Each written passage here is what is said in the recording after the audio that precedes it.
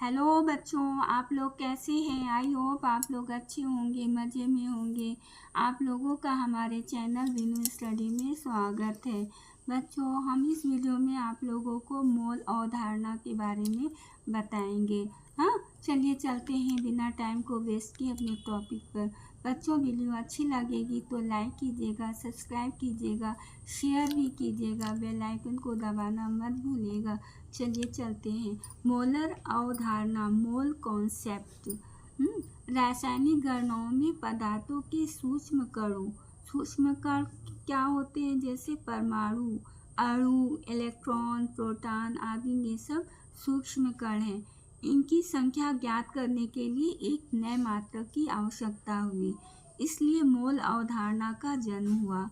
मोल अवधारणा के अनुसार किसी पदार्थ का एक मोल उसकी वह मात्रा है जिसमें C12 समस्थानिक के 12 ग्राम में उपस्थित परमाणुओं के बराबर कण होते हैं। कण मतलब परमाणु, अणु या आयन।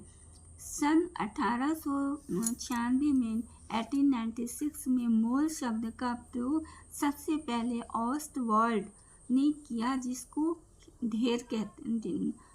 ढेर कहते हैं या पायल। किसी पदार्थ के एक मोल में कणों की संख्या समान होती है। ये फिक्स होता है, एक मोल है तो उनमें कणों की संख्या समान होगी सभी पदार्थ में। हाँ, द्रव्यमान स्पेक्ट्रोस्कोपी द्वारा C12 कार्बन 12 परमाणु का द्रव्यमान 1.99268 इंटू 10⁻⁻23 ग्राम प्राप्त हुआ। कार्बन की एक मोल का द्रव्यमान 12 ग्राम होता है। अतः कार्बन की एक मोल में परमाणुओं की संख्या कितनी होगी? इज इक्वल टू 12 ग्राम बटे मोल C12 बटे 1.99268 इंटू 10⁻⁻23 ग्राम बटे कार्बन 12 परमाणु। हाँ, कार्बन की एक मोल में परमाणु की संख्या इतनी होती है। इसको कैलकुलेट करते हैं तो इतना आता है 6.022137 इंटू 10⁻23 परमाणु बटा मोल। कायदे से क्या लिखा जाएगा? 6.022 इंटू 10⁻23, क्योंकि इतना ही लिया जाता है, इतना नहीं लिया जाएगा। परमाणु बटा मोल। प्रत्येक पदार्थ की एक मोल में उसकी 6.022 इंटू 10⁻23 कण होते हैं। ठीक, ये क्लियर हो गया। हर पदार्थ में, प्रत्येक पदार्थ की एक मोल में उसकी 6.022 इंटू 10⁻23 कण होते हैं। एक मोल पदार्थ में कणों की संख्या का मान नियत रहता है। वो सभी पदार्थ के एक मोल में उतने ही रहेंगे, ये नियत है, कांस्टेंट रहते हैं, जिसे आवागाड्रो संख्या कहते हैं। आवागाड्रो संख्या को Na से डिनोट करते हैं। Na is equal to 6.022 into 10⁻23 होता है एक मोल। एक मोल सोडियम परमाणु इज इक्वल टू कितना होगा? 6.022 इंटू 10⁻23 सोडियम परमाणु। ये किसके बराबर होंगे? 12 ग्राम कार्बन परमाणु के।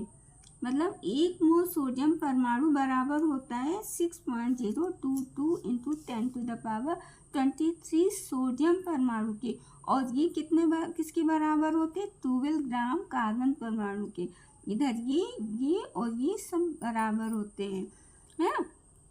एक मोल कार्बन डाइऑक्साइड अणु, अब यहाँ पर परमाणु नहीं कहा जाएगा क्योंकि दो डिफरेंट तत्वों के परमाणु हैं इसमें, इसलिए ये अणु है। कार्बन डाइऑक्साइड अणु is equal to 6.022 into 10⁻23 carbon. इतना लिखने के बाद इसको ऐड कर लेते हैं। कार्बन डाइऑक्साइड अणु इज इक्वल टू आणविक द्रव्यमान ग्राम में। आणविक द्रव्यमान, अब यहाँ आणविक क्यों कहा जा रहा है? ये अणु है।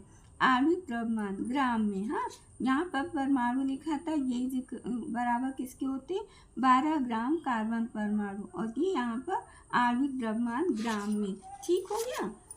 अब एक मोल क्लोरीन आयन माइनस है, माइनस चार्ज है। 1 mole chlorine ion is equal to 6.022 into 10⁻23 chlorine ion. ये उसकी बराबर किसके होंगे? उसके कणों के सापेक्ष द्रव्यमान, वो भी ग्राम में। हाँ, ये बराबर हो जाएंगे। अब 1 mole electron is equal to कितना होगा? 6.022 इंटू 10⁻23 इलेक्ट्रॉन। यहाँ इलेक्ट्रॉन है तो इलेक्ट्रॉन हो जाएंगे। 1 mole proton is equal to 6.022 into 10⁻23 proton. यहाँ प्रोटॉन है तो प्रोटॉन हो जाएगा। 1 मोल किताब इज इक्वल टू 6.022 इंटू 10⁻23 किताब हो जाएगा। यहाँ किताब है। अतः मोल कण परमाणु, अणु, आयन आदि की निश्चित संख्या को प्रदर्शित करती है। हाँ, मोल कण जैसे दर्जन को हम 12 को प्रदर्शित करते, एक दर्जन में कितने होते हैं? 12 होते। उसी तरह 1 मोल जो है 6.022 इंटू 10⁻23 को प्रदर्शित करते। अगर 1 मोल है तो इसका मतलब ये इतना होगा। सीधी सी बात है। अब सोडियम लिखा है, केवल सोडियम लिखा है या कोई और भी तत्व है, अकेला है, इतने मात्र से ही इसका मतलब 1 मोल माना जाएगा।